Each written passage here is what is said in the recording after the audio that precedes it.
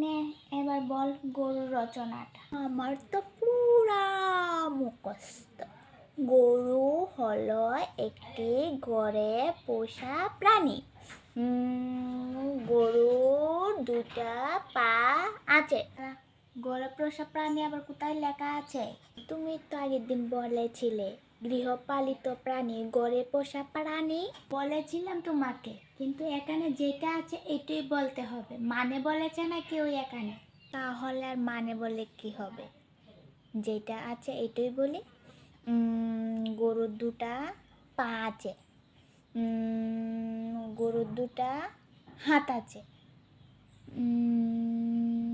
গরুর দুটা শিং আছে। আর কি আছে তো করেছিস? গরুর দুটা হাত আর দুটা পা আছে। আরে গরু তো চারটা পাই আছে, এটাকে আমি দুটা ভাগ করে দিয়েছি, তাহলে দুটা হাত দুটা পা হয়ে গেছে।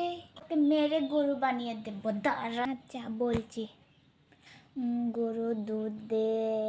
গরুর দুধ আমি খেতে পছন্দ করি না, তাই আমার মা গরুর দুধ মুখে মেখে নেই। একটা টাস করে মেরে দেব তোকে। পড়া মুখস্থ করেছিস না ফাইজলামি করছিস আমার সাথে? কেন? ওখানে তো লেখা আছে তুমি গরুর সম্বন্ধে যা জানো নিজের ভাষায় লেখো। ওকে কীভাবে মারতে হয় জানিস? না, কোনোদিন দেখিনি তো। আচ্ছা দাঁড়া, আমি তোকে এটা দেখাচ্ছি। গরু একটি গৃহপালিত প্রাণী। গরু একটি চারপায়ে প্রাণী। গরুর দুটি শিং আছে, গরুর দুটি চোখ আছে।